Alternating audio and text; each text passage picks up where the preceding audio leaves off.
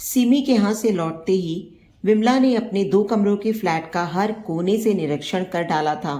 सिमी का फ्लैट भी तो इतना ही बड़ा है, पर कितना खूबसूरत और करीने का लगता है। छोटी सी डाइनिंग टेबल, बेडरूम में सजा हुआ सनमाइका का डबल बेड, खिड़कियों पर झूलते भारी पर्दे कितने अच्छे लगते हैं। उसे भी अपने घर में कुछ तब्दीली तो करनी ही होगी। फर्नीचर के नाम पर घर में घड़ी पड़ी मामूली कुर्सियां और खाने के लिए बरामदे में रखी तिपाई को देखते हुए उसने निश्चय कर ही डाला था। चाहे किशोर कुछ भी कहे, पर घर की आवश्यक वस्तुएं वह खुद खरीदेगी। लेकिन कैसे? यहीं पर उसके सारे मंसूबे टूट जाते थे। तनख्वाह कटपिट कर मिली 10,000 रुपये, उसमें से 4,000 रुपये फ्लैट का किराया, दूध, राशन, सब कुछ इतना नपा तुला कि 10-20 रुपये बचाना भी मुश्किल। क्या छोड़े क्या जोड़े? विमला का सिर भारी हो चला था। कॉलेज में गृह विज्ञान उसका प्रिय विषय था। गृह सज्जा में तो उसकी विशेष रुचि थी। तब कितनी कल्पनाएं थी उसके मन में, जब अपना एक घर होगा तब वह उसे हर कोने से निखारेगी। पर अब उस दिन उसने सजावट के लिए 2 मूर्तियां लेनी चाहिए थीं, पर कीमत सुनते ही हैरान रह गई। 1,000 रुपये! किशोर धीमे से मुस्कुराकर बोला था, चलो आगे बढ़ते हैं। यह तो महानगर है, यहाँ पानी के गिलास पर भी पैसे खर्च होते हैं, समझी? तब वह कुछ लजा गई थी। हंसी खुद पर भी आई थी। उसे याद है शादी से पहले सुनकर कि पति एक बड़ी फर्म में है, 10,000 रुपये तनख्वाह है, बढ़िया फ्लैट है, सब कुछ मन को कितना गुदगुदा गया था। महानगर की वैभवशाली जिंदगी के स्वप्न आंखों में झिलमिला गए थे। तू बड़ी भाग्यवान है विमी, सखियों ने छेड़ा था और वह मधुर कल्पनाओं में डूबती चली गई थी। शादी में जो कुछ भारी सामान मिला था उसे किशोर ने जिद करके घर पर ही रखवा दिया था। उसने बड़े शालीन भाव से कहा था, इतना सब कहाँ ढोते रहेंगे, यहीं रहने दो, अंजू के विवाह में काम आ जाएगा। माँ कहाँ तक खरीदेंगी, यही मदद सही। सास की कृतज्ञ दृष्टि तब कुछ सजल हुई थी। विमला को भी यही ठीक लगा था। वहां उसे कमी ही क्या है, सब नए सिरे से खरीद लेगी। पर पति के घर आने के बाद उसके कोमल स्वप्न यथार्थ के कठोर धरातल से टकराकर बिखरने लगे थे। किशोर की व्यस्त दिनचर्या थी। सुबह 8 बजे निकलता तो शाम 7 बजे ही घर लौटता। 2 कमरों में इधर उधर चहलकदमी करते हुए विमला को पूरा दिन बिताना पड़ता था। उस पूरे दिन में वह अनेक नई नई कल्पनाओं में डूबी रहती। इच्छाएं उमड़ पड़ती। इस मामूली चारपाई के बदले यहाँ आधुनिक डिजाइन का डबल बेड हो, डनलप का गद्दा, ड्राइंग रूम में एक छोटा सा दीवान जिस पर मखमली कुशन हो। रसोई घर के लिए गैस का चूल्हा तो अति आवश्यक है, स्टोव कितना असुविधाजनक है।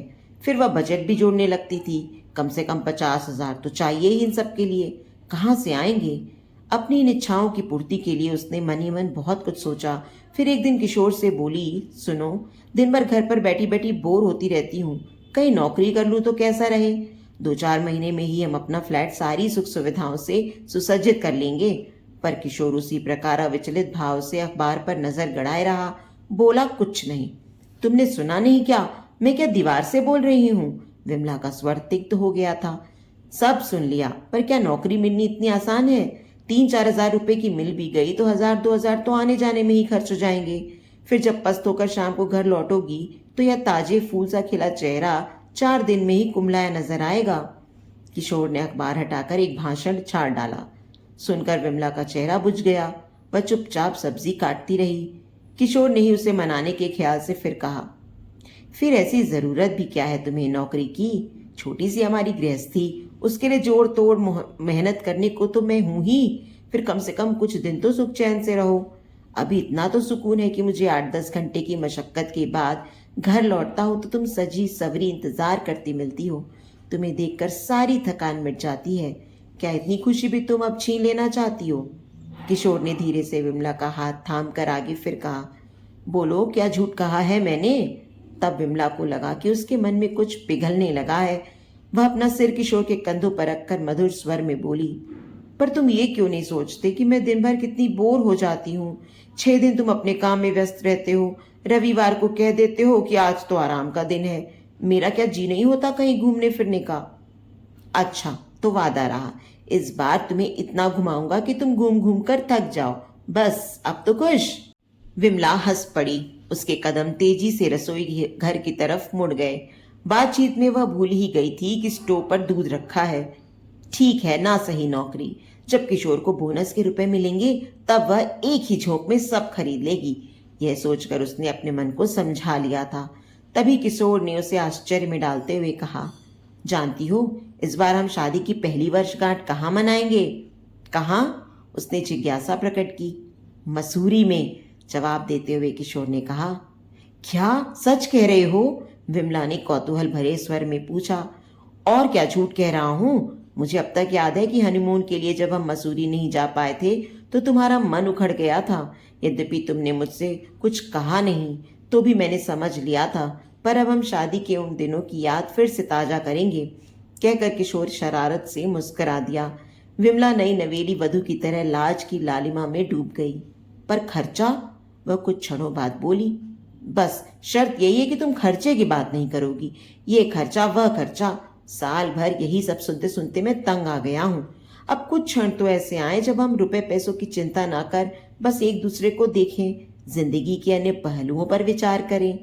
ठीक है, पर तुम तनख्वाह के रुपए मत। हाँ बाबा, सारी तनख्वाह तुम्हें मिल जाएगी, किशोर ने दो टूक निर्णय दिया। विमला का मन एकदम हल्का हो गया। अब इस बंधी बंधाई जिंदगी में बदलाव आएगा। बर्फ, पहाड़, एक दूसरे की बाहों में बाहें डाले हुए जिंदगी की सारी परेशानियों से दूर कहीं अनोखी दुनिया में खो जाएंगे। स्वप्न फिर सजने लगे थे। रेलगाड़ी का आरक्षण किशोर ने पहले से ही करा लिया था। सफर सुखद रहा। विमला को लगा जैसे शादी अभी हुई है। पहली बार वे लोग हनीमून के लिए जा रहे हैं। रास्ते के मनोरम दृश्य, ऊंचे पहाड़, झरने, सब कुछ कितना रोमांचक था। उन्होंने देहरादून से टैक्सी ले ली थी। होटल में कमरा पहले से ही बुक था, इसलिए उन्हें मालूम ही नहीं हुआ कि वे इतना लंबा सफर करके आए हैं। कमरे में पहुंचते ही विमला ने खिड़की से शीशों से झांका। घाटी में सिमटा शहर, नीली श्वेत पहाड़ियां, घने वृक्ष बड़े सुहावने दिख रहे थे। तब तक बैरा चाय की ट्रे रख गया। खाना खा लो फिर घूमने चलेंगे, किशोर ने कहा, और चाय खत्म करके वह भी उस पहाड़ी सौंदर्य की मुग्ध दृष्टि से देखने लगा। खाना भी कितना स्वादिष्ट था। विमला हर व्यंजन की जी खोल कर तारीफ करती रही। फिर वे दोनों ऊंची नीची पहाड़ियां चढ़ते, हंसी और टिटोली के बीच एक दूसरे का हाथ थामे आगे बढ़ते, कलकल करते झरने और सुखद रमणीय दृश्य देखते हुए काफी दूर चले गए। फिर थोड़ी देर दम लेने के लिए एक ऊंची चट्टान पर कुछ क्षणों के लिए बैठ गए। सच में बहुत खुश हूँ, बहुत हूँ। किशोर उसकी बिखरी लट्टों को संवारता रहा। पर एक बात तो तुमने बताई ही नहीं। विमला को कुछ याद आया। क्या? किशोर ने पूछा। खर्चने को इतने पैसे कहाँ से आए? होटल भी काफी महंगा लगता है। किराया, खाना पीना और घूमना, ये सब तुम्हें पसंद तो आया। खर्च की चिंता क्यों है? बताओ ना, क्यों छिपा रहे हो? तुम्हें मैंने बताया नहीं था। असल में बोनस के रुपए मिले थे। क्या? बोनस के रुपए? विमला बुरी तरह चौंक गई। पर तुम तो कह रहे थे। कहते कहते उसका स्वर लड़खड़ा गया। हाँ, 2 महीने पहले ही मिल गए थे। पर तुम इतना क्यों सोच रही हो? आराम से घूमो फिरो। बोनस के रुपए तो होते ही इसलिए हैं। विमला चुप थी। उसके कदम तो किशोर के साथ चल रहे थे, पर मन कहीं दूर, बहुत दूर उड़ गया था। उसकी आंखों में घूम रहा था वही 2 कमरों का फ्लैट, उसमें पड़ी साधारण सी कुर्सियां, मामूली फर्नीचर। उफ, कितना सोचा था उसने। बोनस के रुपए आएंगे तो वह घर की साज सज्जा का सब सामान खरीदेगी। पर किशोर ने सब यूं ही उड़ा डाला। उसे खींच आने लगी किशोर पर। किशोर ने कई बार टोका, क्या सोच रही हो? ये देखो, बर्फ से ढकी पहाड़ियां, यही तो यहाँ की खासियत है। जानती हो, इसीलिए मसूरी को पहाड़ों की रानी कहा जाता है। पर विमला कुछ भी नहीं सुन पा रही थी। वह विचारों में डूबी थी। किशोर ने उसके साथ ये धोखा क्यों किया? यदि वहीं कह देता कि बोनस के रुपए से घूमने जा रहे हैं तो वह वहीं मना कर देती। उसका मन उखड़ता जा रहा था। रात को भी वही खाना था, दिन में जिसकी उसने जी खोलकर तारीफ की थी, पर अब सब एकदम बेस्वाद लग रहा था। वह सोचने लगी, बेमतलब कितना खर्च कर दिया। 1000 रुपये रोज का कमरा, 200 रुपये में एक समय का खाना। इससे अच्छा तो वह घर पर ही बना लेती। इसमें क्या है? ढंग के मसाले तक तो सब्जी में पड़े नहीं हैं। उसे अब हर चीज में नुक्स नजर आने लगा था। देखो, अब खर्च तो हो ही गया, क्यों इतना सोचती हो? रुपए और कमा लेंगे। अब जब घूमने निकले हैं तो पूरा आनंद लो। रात देर तक किशोर उसे मनाता रहा, पर वह मुंह फेरे लेटी रही। मन उखड़ गया था। उसका बस चलता तो उसी क्षण उठकर वापस चली जाती। गुदगुदे बिस्तर पर पास पास लेटे हुए भी वे एक दूसरे से कितनी दूर थे। क्षण भर में सारा माहौल बदल गया। सुबह भी किशोर ने उसे मनाने की कोशिश करते हुए कहा, चलो घूम आए, तुम्हारी तबीयत बहल जाएगी। कह दिया ना मुझे अब यहीं रहना है। तुम जो भी रुपए वापस मिल सके ले लो और चलो। क्या बेवकूफ़ों की तरह बातें कर रही हो? कमरा पहले से ही बुक हो गया है, किराया अग्रिम दिया जा चुका है, अब बहुत किफ़ायत होगी भी तो खाने पीने की होगी। क्यों सारा मूड चौपट करने पर तुली हो? किशोर के सब्र का बांध टूटने लगा था, पर विमला चाहकर भी अब सहज नहीं हो पा रही थी। वे पहाड़ियाँ, बर्फ, झरने जिन्हें देखते ही वह उमंगों में भर उठी थी, अब सब निरर्थक लग रहे थे। क्यों हो गया ऐसा? शायद उसके सोचने समझने की दृष्टि ही बदल गई थी। ठीक है, तुम यही चाहती हो तो रात की बस से लौट चलेंगे। अब आइंदा कभी तुम्हें यह कहने की जरूरत नहीं है कि घूमने चलो। सारा मूड बिगाड़ कर रख दिया। दिन भर में किशोर की भी चिड़चिड़ा गया। विमला उसी तरह अनमनी सी सामान समेटती रही।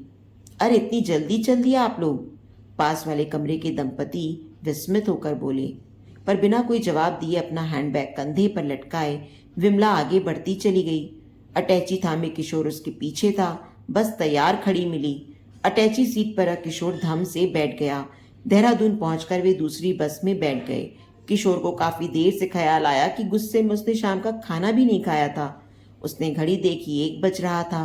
नींद में आंखें जल रही थी पर सोने की इच्छा नहीं थी। वह खिड़की पर बाहर रख सिर हथेलियों पर टिकाए या तो सो गया था या सोने का बहाना कर रहा था।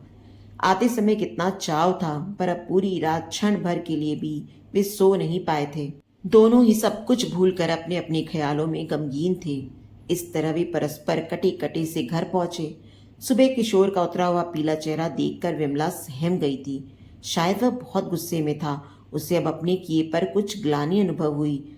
उस समय तो गुस्से में उसकी सोचने समझने की शक्ति ही लुप्त हो गई थी, पर अब लग रहा था कि जो कुछ हुआ ठीक नहीं हुआ। कम से कम किशोर का ही ख्याल रखकर उसे सहज हो जाना चाहिए था। कितने उत्साह से उसने घूमने का प्रोग्राम बनाया था। कमरे में घुसते ही थकान ने शरीर को तोड़ डाला था। कुर्सी पर धम से गिरकर वह कुछ भूल गई थी। कुछ देर बाद ही ख्याल आया कि किशोर ने रात भर से बात नहीं की है। कहीं बिना कुछ खाए ऑफिस न चला गया हो। फिर उठी ही थी कि देखा किशोर चाय बना लाया। उठो, चाय पियोगी तो थकान दूर हो जाएगी, कहते हुए किशोर ने धीरे से उसकी ठुड्डी उठाई।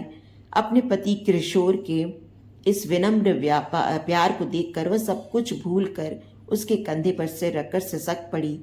मुझे माफ कर दो, पता नहीं क्या हो जाता है।